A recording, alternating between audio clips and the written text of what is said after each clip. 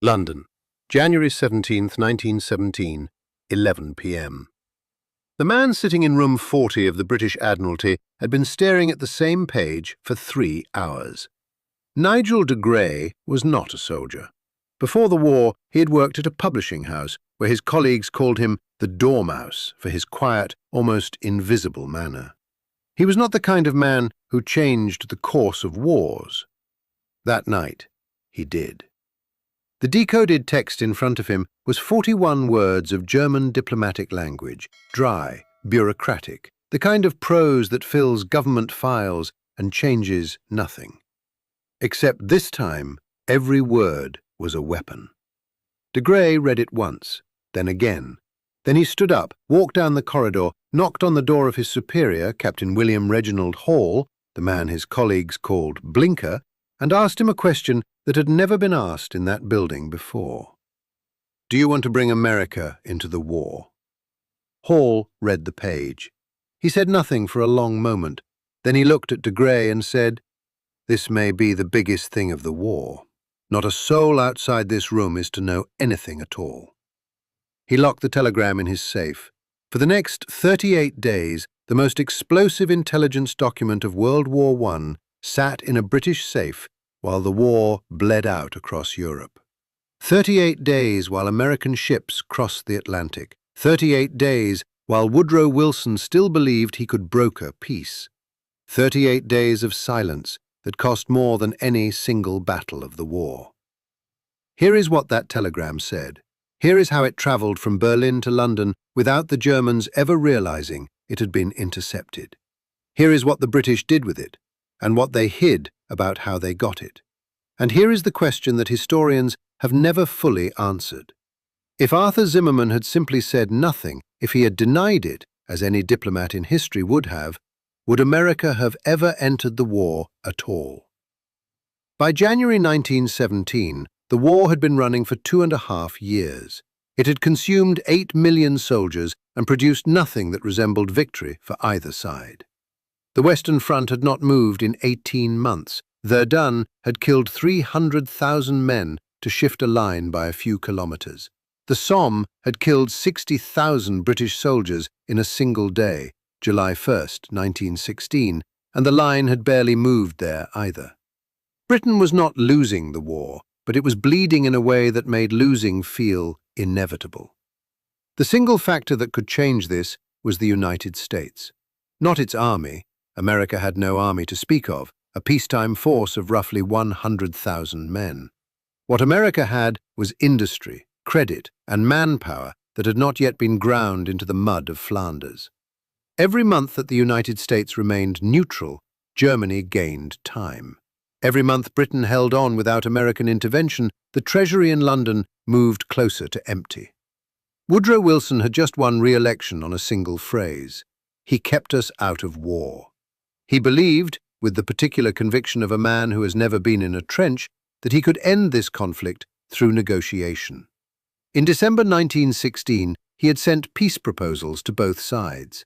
He called it peace without victory. Berlin received it politely. London received it with barely concealed fury. Neither side intended to stop. In Berlin, the German High Command had already made a decision that rendered Wilson's peace mission irrelevant. On February 1st, 1917, 2 weeks away, Germany would announce the resumption of unrestricted submarine warfare. Every ship in the Atlantic, regardless of flag, regardless of cargo, would be a target. The generals knew what this meant. It meant American ships would be sunk. It meant American sailors would die. It meant Wilson would have no political choice left. Arthur Zimmermann knew it too. Zimmermann was the German Foreign Secretary, the first non-aristocrat to hold that position, a lawyer from a middle-class family who had risen through the ranks of the Foreign Office on competence alone. He was considered by the Americans who had met him to be a reasonable man. Walter Hines Page, the American ambassador to Britain, had hoped Zimmermann might be someone Washington could work with, someone different from the Prussian generals who ran the war. On January 13, 1917, Zimmermann sat down and wrote a telegram. His logic was not irrational.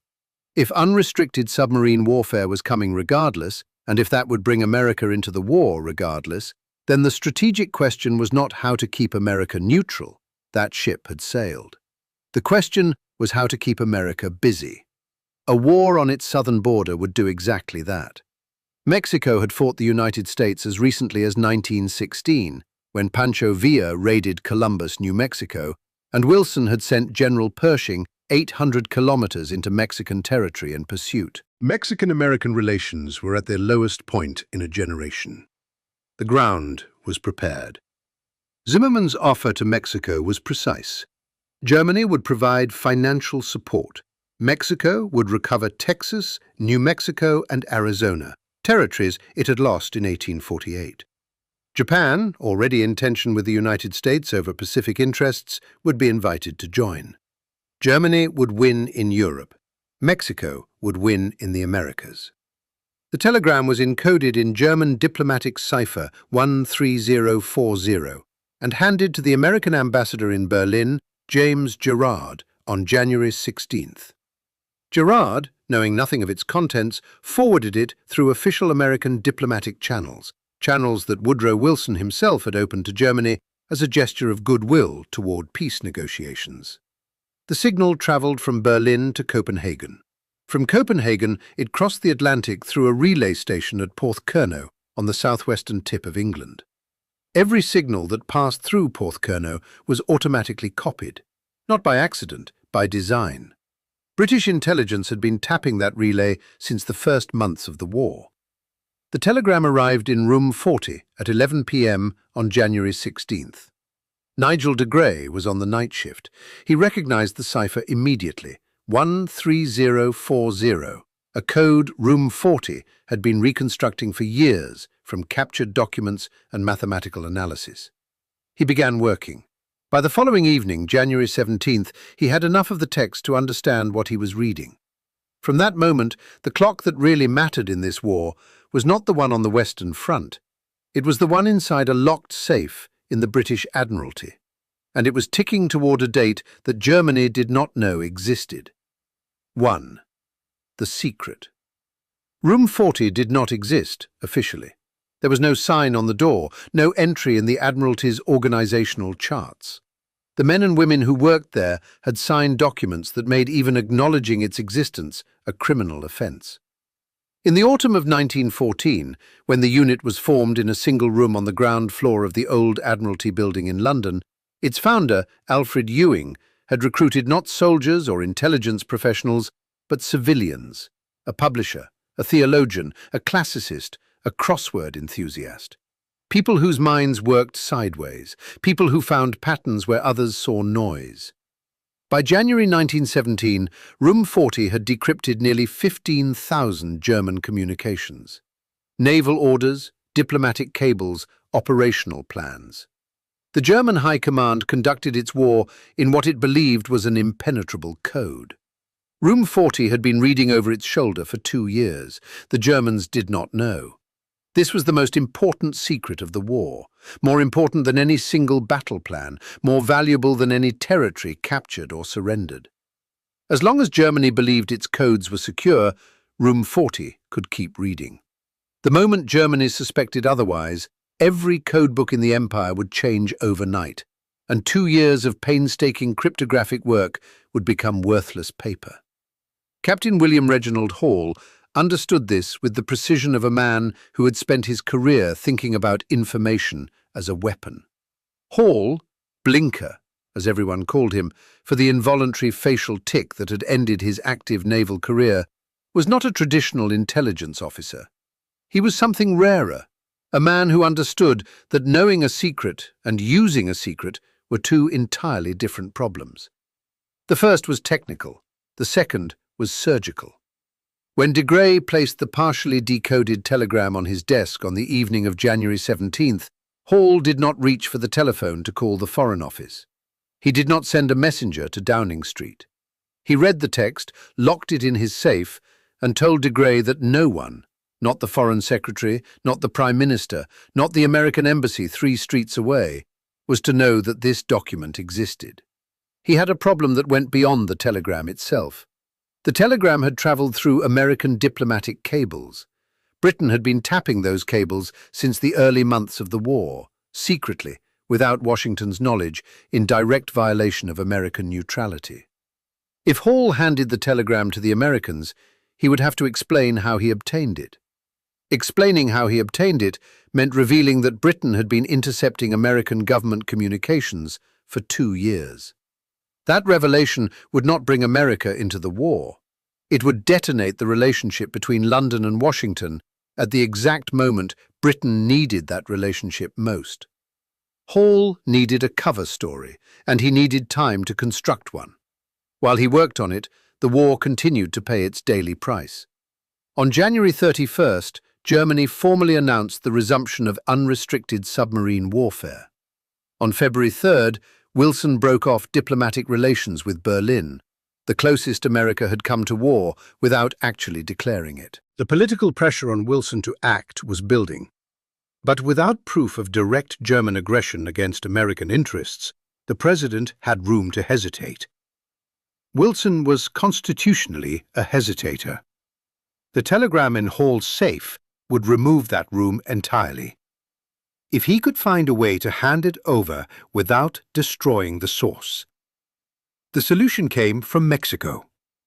When the German embassy in Washington had relayed Zimmermann's telegram onward to the German mission in Mexico City, it had sent it through commercial telegraph lines, Western Union's cable network, which ran through Mexican relay offices. Those relay offices held copies. A British agent in Mexico, identified in the files only as Mr. H, was tasked with obtaining one. He bribed a telegraph company employee. The copy was in London by mid-February. It was the same telegram, but it had travelled by a different route. And that difference was everything. The version from Mexico had been re-encoded by the German embassy in Washington using a slightly older cipher, code 13040, in a marginally different configuration. If Britain handed the Americans the Mexico copy rather than the original Room 40 intercept, the cover story could hold. British agents had stolen the decoded telegram in Mexico. No mention of tapped American cables. No mention of 2 years of systematic cryptographic surveillance. The real source, Room 40's systematic breaking of German codes, would remain buried. Hall brought the Foreign Office into the plan on February 5th. He handed over the telegram, but immediately warned against releasing it without a prepared explanation of its provenance. The Foreign Office agreed. For another 2 weeks, the diplomats worked on the exact language of the cover story that would accompany delivery to the Americans.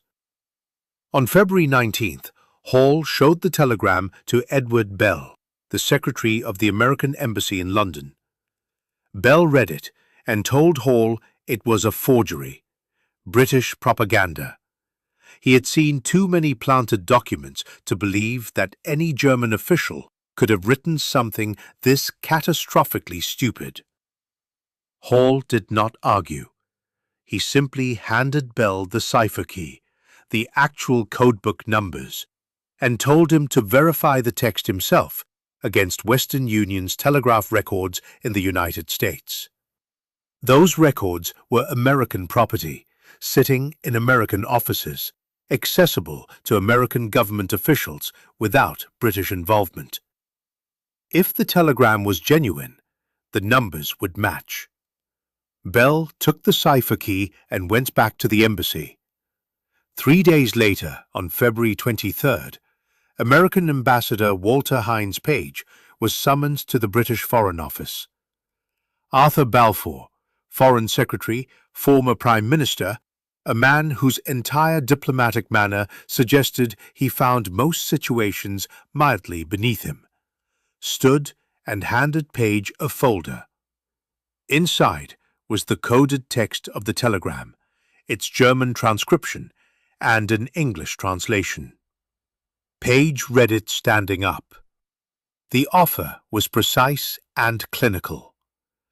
Germany would begin unrestricted submarine warfare on February 1st. Germany would endeavor to keep the United States neutral. If that failed, Germany proposed a military alliance with Mexico. Germany would provide financial support. Mexico would recover Texas, New Mexico, and Arizona. Mexico would also invite Japan to join immediately. Page read it once, set it down, read it again. Balfour watched him, then said, almost as an aside, that the copies of this and other telegrams had not been obtained in Washington. They had been bought in Mexico. It was technically true. It concealed everything that mattered. Page cabled Wilson the next morning, February 24th. He described the document in full. He included Balfour's explanation of its provenance, and he added his own assessment that the telegram was genuine, that Balfour was not the kind of man who trafficked in forgeries, and that what Wilson was now holding was not a diplomatic crisis, but the end of American neutrality. The full files of what Hall knew at that moment, what other German communications Room 40 had intercepted in those same weeks, what additional intelligence Britain possessed about German operations in Mexico and along the American border, remain classified. The British government acknowledged the existence of those records in the 2000s. What they contain has not been confirmed. 2. The document/moment. Wilson read the telegram on the evening of February 24th alone in his study. His first instinct was that it was fake. This was not paranoia. It was the considered judgment of a man who had spent 3 years watching Britain attempt to maneuver the United States into a war it did not want to fight. British propaganda had been working the American press since 1914. Stories of German atrocities in Belgium, carefully placed editorials, cultivated relationships with American newspaper editors. Wilson knew this. His advisers knew this. The idea that British intelligence had conveniently produced a document proving German aggression against American territory at the exact moment Germany had resumed submarine warfare struck Wilson as almost too neat. He sat with the telegram for several hours. Then he called his Secretary of State, Robert Lansing, and told him to verify it. Lansing did not go to the British, he went to Western Union. The telegraph company's records in Washington contained every coded message that had passed through German diplomatic channels since the start of the war. Lansing's staff pulled the files from January 19th, the date the telegram had been relayed from the German embassy in Washington to Mexico City. The coded groups were there. They matched the cipher key Hall had given Bell 4 days earlier. Number by number, group by group, the telegram was real. Wilson had been given, through American diplomatic cables that he himself had authorized Germany to use for peace communications, a German plan to arm Mexico against the United States. He had personally opened the door through which the weapon had been delivered. He would later describe his feeling upon learning this, not as anger, but as something closer to a physical sensation, the ground shifting under assumptions he had held for years about the nature of diplomacy and the possibility of negotiated peace. He authorized publication, but he waited. 6 days passed. Wilson spent them in a particular kind of silence that his aides recognized as the silence before an irrevocable decision. On March 1st, 1917, the full text of the Zimmermann telegram was handed to the Associated Press and published simultaneously across American newspapers. The reaction was not what anyone had predicted. A significant portion of the American press, particularly papers with German-American or Irish-American readerships, papers committed to isolationism, papers that had spent 3 years arguing against European entanglement, declared it a forgery, British fabrication, the most elaborate piece of propaganda the war had yet produced. The argument was not unreasonable on its surface. The document had come from British intelligence, through British diplomatic channels, with a British explanation of its origins. Every link in the chain of custody ran through London. Wilson found himself in a position of geometric impossibility. He knew the telegram was genuine. He knew it because American telegraph records confirmed it. But he could not say this publicly without revealing that the United States government had been reading its own diplomatic traffic alongside the British, which meant admitting that American neutrality had been, in operational terms, a fiction for years. The cover story that protected Room 40 also trapped Wilson inside it. He needed Zimmermann to speak. What happened next has no real parallel in the history of intelligence operations. On March 3, 1917, 2 days after the telegram's publication, while the forgery debate was still consuming the American press, Arthur Zimmermann held a press conference in Berlin. An American journalist named William Bayard Hale put the question directly. Had Zimmermann sent the telegram? Zimmermann paused. Then he said, "I cannot deny it.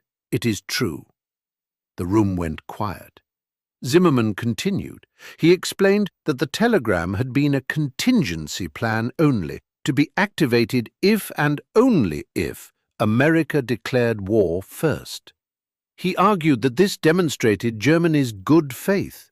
The alliance with Mexico was defensive, not aggressive, a response to a war Germany had not started. He said he had sent the telegram through a route that had appeared to him to be secure. He did not specify which route. He did not yet know that the route had run through American diplomatic cables, through a British relay station, directly into the hands of the one intelligence unit in the world best positioned to read it. He believed at that moment that the leak had come from Mexico, a traitor in the embassy, a bribed telegraph clerk, the kind of human failure that intelligence services plan for and accept as inevitable. He did not consider the alternative, that Britain had been reading German diplomatic traffic for 2 years, because that alternative required believing something that the German Foreign Office had declared impossible. Their codes were unbreakable. Their cipher systems were mathematically secure. The idea that a group of British civilians in a room with no official name had reconstructed those systems from captured fragments and mathematical inference was not a hypothesis the German High Command was prepared to entertain.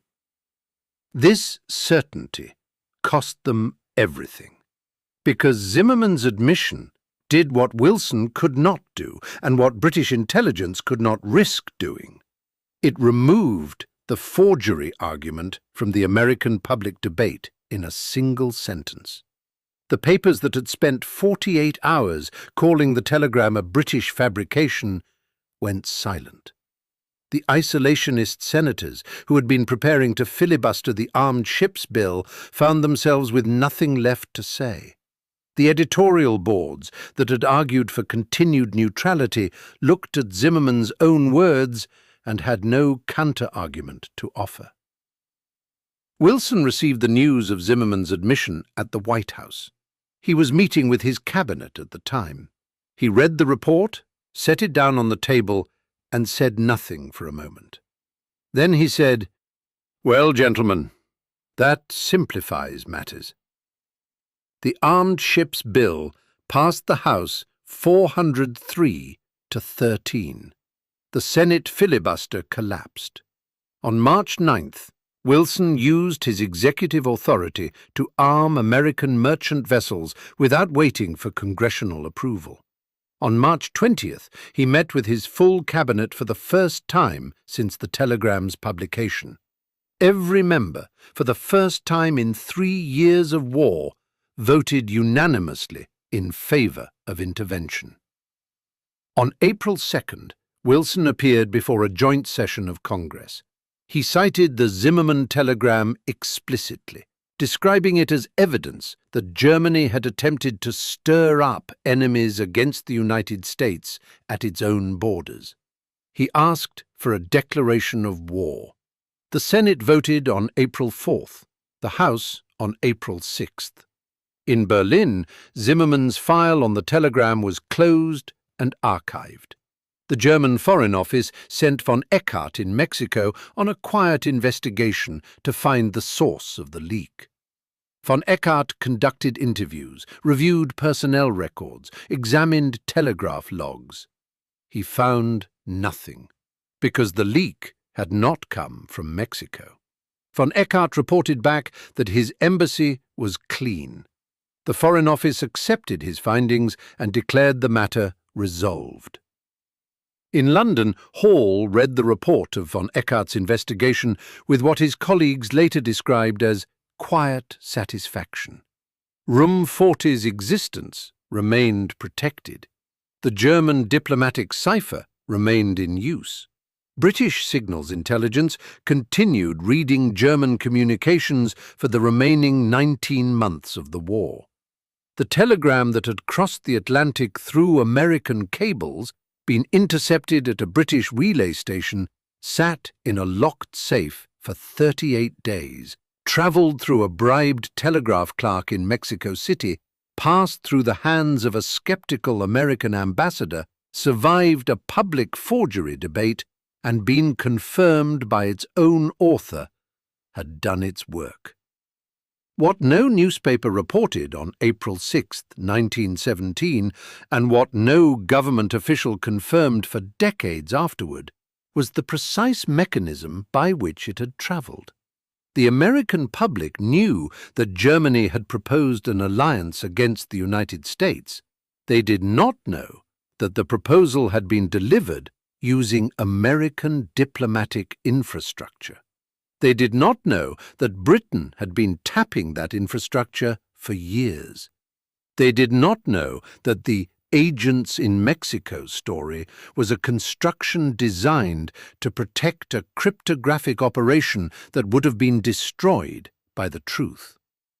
Balfour's phrase, "bought in Mexico," held. It held for 30 years. 3. Confrontation. The morning of March 3, 1917, the same morning Zimmermann spoke, a senator from Wisconsin named Robert La Follette walked onto the floor of the United States Senate and began talking. He did not stop for 18 hours. La Follette was the most committed isolationist in American politics, a man who had built his entire career on the proposition that European wars were European problems and that American boys had no business dying in them. He was not pro-German. He was not naive about what Germany was doing in the Atlantic. He simply believed, with the stubbornness of a man who has been right about unpopular things before, that intervention would cost America more than neutrality ever could. The Armed Ships Bill was on the floor. La Follette and 11 other senators had prepared a filibuster. Their plan was straightforward: talk until the congressional session expired, kill the bill procedurally, and force Wilson to call a special session where the debate could begin again. It was a legal, constitutional maneuver. It had worked before. Zimmermann ended it before La Follette finished speaking. The news of the German Foreign Secretary's admission reached the Senate floor while the filibuster was still running. Aides passed notes. Senators leaned together and whispered. The men who had been preparing to stand up and support La Follette looked at the notes, looked at each other, and sat back down. One by one, the coalition that had planned to hold the line against intervention simply dissolved. Not because of a military defeat, not because of a diplomatic ultimatum, but because the man they had been defending had confirmed, in his own words at his own press conference, that the threat was real. La Follette kept talking, but the room had already decided. Wilson watched from the White House with something that was not quite satisfaction.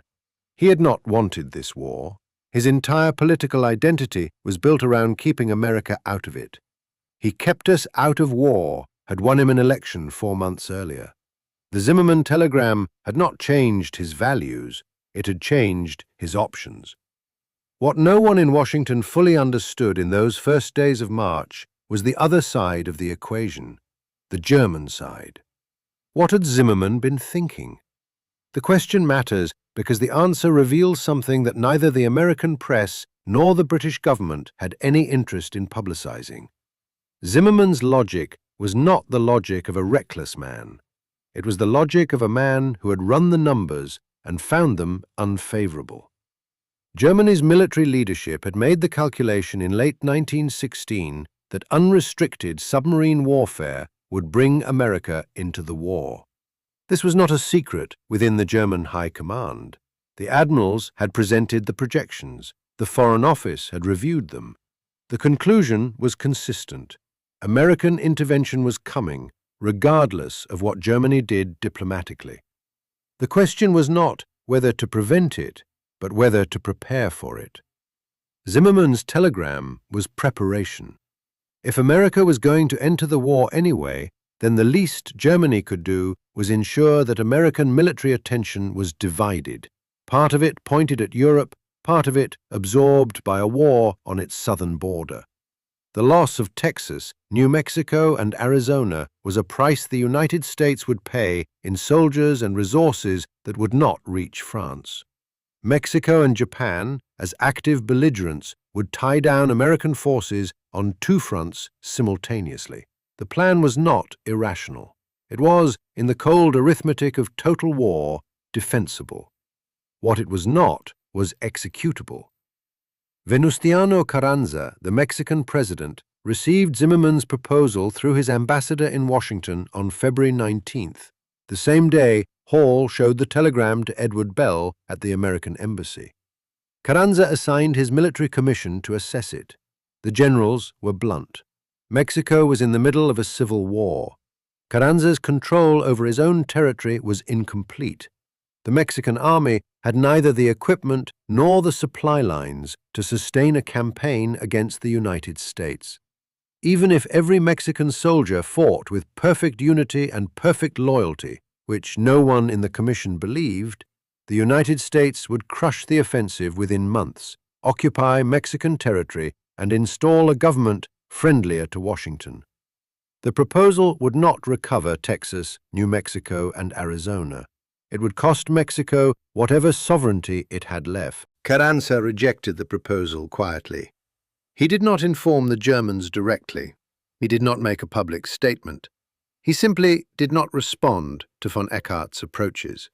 The silence was its own answer. In Tokyo, the Japanese government reviewed the German invitation with similar calculations and similar conclusions. Japan's war aims in 1917 were focused on consolidating gains in the Pacific and in China, gains that required American acquiescence, not American hostility. A war against the United States made no strategic sense for Japan at that moment. The invitation was declined without ceremony. Germany had proposed a 3-way alliance. Neither party had accepted.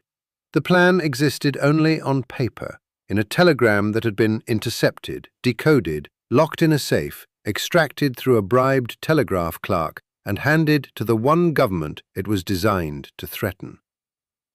But here is the detail that neither the American press in March 1917 nor the British government ever found it useful to emphasize. Mexico's rejection of Germany's offer was never fully explained. Carranza gave no public statement, no press conference, no diplomatic note to Berlin explaining his reasoning. The Mexican government absorbed the international firestorm that followed the telegram's publication. The American press briefly turned its fury toward Mexico as well as Germany and said almost nothing. The official Mexican position, maintained for years afterward, was that Carranza had never seriously considered the proposal. His military commission had looked at the numbers and said no. That was the end of it. Historians have since noted that this explanation, while probably accurate in its conclusions, leaves a significant question unanswered. Carranza had been quietly cooperative with Germany throughout the war, allowing German ships to use Mexican ports, permitting German companies to operate freely in Mexico City, and telling the Germans as recently as November 1916 that Mexico could, under certain circumstances, assist German submarines operating in the Gulf. The line between quiet cooperation and active alliance was not as clear as Carranza's post-telegram silence suggested. What Carranza knew about the telegram before its publication, whether German sources in Mexico had warned him that the document had been compromised, has never been established. The relevant Mexican diplomatic archives from that period remain incomplete. In Washington, La Follette's filibuster officially expired with the congressional session on March 4th. The Armed Ships Bill died with it, technically. Wilson armed the ships anyway by executive order on March 9th.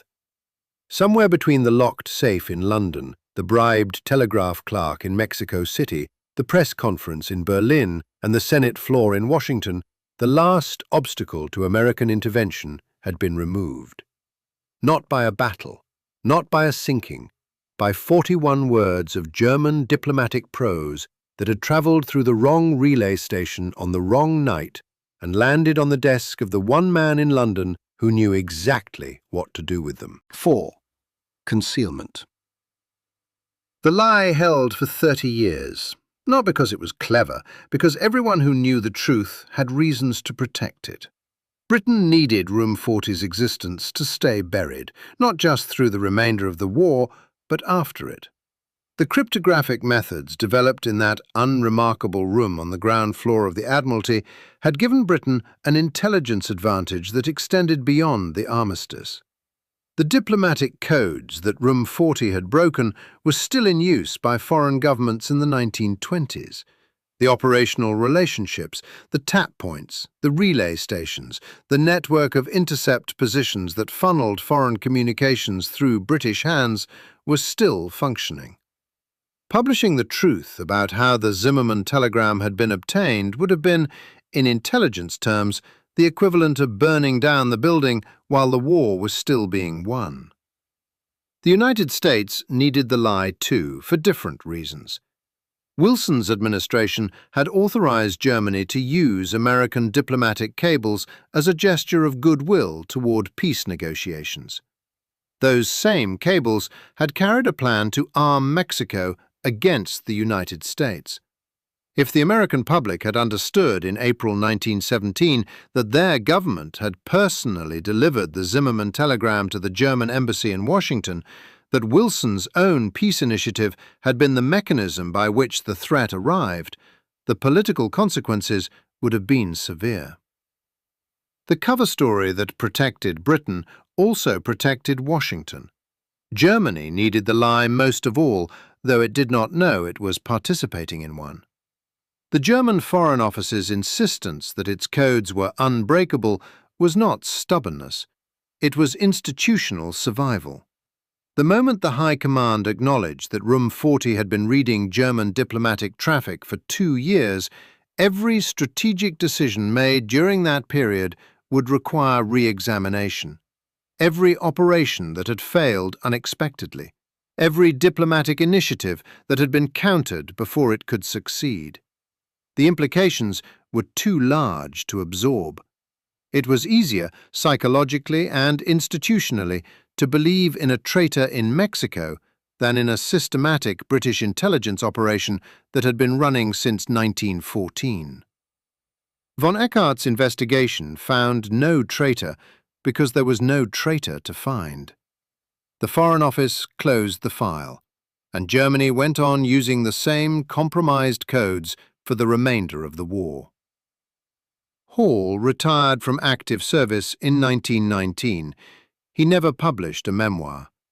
He gave occasional lectures to intelligence professionals, carefully worded, deliberately incomplete. In one address, in the early 1920s, he described the Zimmermann telegram as the most important single document of the war. He did not explain how it had been obtained. He did not mention the American cables. He did not mention the 38 days the telegram sat in his safe while he constructed the architecture of a deception that would hold for a generation. The first serious crack appeared in 1931. A retired naval officer named William James published a history of Room 40 that acknowledged, for the first time in any public document, that British intelligence had been intercepting diplomatic communications through relay stations on British soil. The book was carefully written, specific enough to be credible, vague enough to protect the operational details that still mattered. It caused almost no public reaction. The world was focused on the Depression. A 12-year-old intelligence story from a finished war attracted limited attention. The definitive crack came in 1959. Barbara Tuchman, an American historian with access to documents that had begun filtering out of British archives, published a reconstruction of the Zimmermann telegram affair that established, for the first time in a work of mainstream history, the full outline of what had actually happened. Room 40, the American cables, the cover story, the 38 days, the bribed telegraph clerk in Mexico as a shield for something far larger. Tuchman's book did not have access to the classified operational files, but it had enough. The German government read it. 42 years after the telegram had been sent, officials in Bonn understood for the first time that their codes had been broken, that the Zimmermann telegram had not been stolen by a traitor, that von Eckart's investigation had been looking in entirely the wrong place, that the certainty which had led Germany to keep using compromised ciphers for the remainder of the war had been, in the most precise sense, a weapon Britain had used against them. The full operational files of Room 40 were not released until the 2000s, when the British government declassified the records held at what is now GCHQ, the Government Communications Headquarters, the direct institutional descendant of that unremarkable room in the Admiralty Building. Those files confirmed what Tuchman had reconstructed from fragments. They added details that had not been publicly known. The specific intercept points, the exact timeline of Hall's cover story construction, the internal debates within the Foreign Office about when and how to deliver the telegram to Washington. One category of records has not been fully released. The files relating to what else Room 40 intercepted in the weeks surrounding the Zimmermann telegram. What other German communications were being read in January and February 1917? What other intelligence Hall possessed when he made his decisions about timing and cover stories remain partially classified. The British government has confirmed their existence. Researchers have confirmed their existence. What they contain beyond what has already been published has not been confirmed. Hall made one decision in January 1917 that has never been fully explained by the available record. He waited 38 days before delivering the telegram to the Americans. The cover story, Protecting Room 40, Managing the Provenance Question, explains some of that delay. It does not explain all of it. The telegram was in his safe for 2 weeks before he even informed the Foreign Office of its existence. During those 2 weeks, German submarines were sinking ships in the Atlantic. American sailors were dying. Wilson was still pursuing peace negotiations that Hall knew, from the telegram, were irrelevant. What Hall was waiting for precisely during those first 2 weeks, what calculation he was running, what other intelligence he was weighing, is not in the released files. It may be in the ones that aren't. 5. Consequences. On April 6, 1917, the United States Congress voted to declare war on Germany. The final tally in the Senate was 82-6. In the House, 373 to 50. 56 members of Congress voted against a war that within 18 months would send 4 million American soldiers to Europe. 116,516 of them did not come home. That number includes 53,402 killed in combat, in the trenches of the Meuse-Argonne, at Belleau Wood, in the mud outside Château-Thierry. It includes 63,114 who died of disease, most of them in the influenza pandemic of 1918 that swept through American training camps and troop transports with an efficiency that the war itself had not managed. It includes boys from Kansas and Georgia and Pennsylvania who had been born after the last American war of any significance, who had grown up in a country that had not fought in Europe since it had not existed as a unified nation long enough to have reasons to. They crossed the Atlantic on ships that German submarines were trying to sink, the same submarines whose unrestricted campaign had provided Wilson's public justification for war, the same campaign that Zimmermann's telegram had been designed to insulate from American military response by keeping American attention divided between two continents. The plan had failed completely. Mexico never mobilized. Japan never responded. The Southern Front that was supposed to absorb American military resources never materialized. The Zimmermann telegram, conceived as a strategic hedge against American intervention, had instead accelerated it, focused it, and given it a moral clarity that Wilson's earlier hesitations had lacked.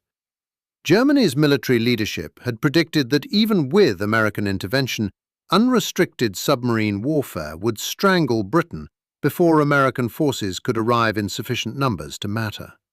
The calculation was close. In the spring of 1918, with Russia out of the war and German divisions freed from the Eastern Front, Ludendorff's great offensive came within 40 miles of Paris. The line held, barely, and in part because American troops were arriving at French ports at a rate of 10,000 per day by mid-1918. The war ended on November 11, 1918. Germany surrendered. The terms of the armistice, and then the Treaty of Versailles, imposed on Germany a settlement so punishing that historians have spent a century debating whether it made a Second World War inevitable. Arthur Zimmermann left the Foreign Office in August 1917, 5 months after his press conference admission. He was replaced quietly, without public announcement, without a formal explanation. He lived until 1940, long enough to watch the country he had served fight and lose a second war, long enough to see the borders he had tried to redraw through Mexican alliance redrawn instead through European catastrophe. He gave no significant interviews in his retirement. He wrote no memoirs. The man who had confirmed the most consequential intelligence document of the First World War left no account of why he had done it. Nigel de Grey survived the war and returned to publishing. He was recalled to government service in 1939, when Britain found itself at war again and needed people whose minds worked sideways. He spent the Second World War at Bletchley Park, the direct successor to Room 40, where a new generation of civilians broke a new generation of German codes. He died in 1951. His role in decoding the Zimmermann telegram was not publicly acknowledged during his lifetime. William Reginald Hall retired to a career in politics, served briefly in Parliament, and died in 1943. The full extent of what he knew, what he withheld, and what calculations he made during those 38 days in January and February 1917 went with him. Mexico and the United States normalized relations within a decade.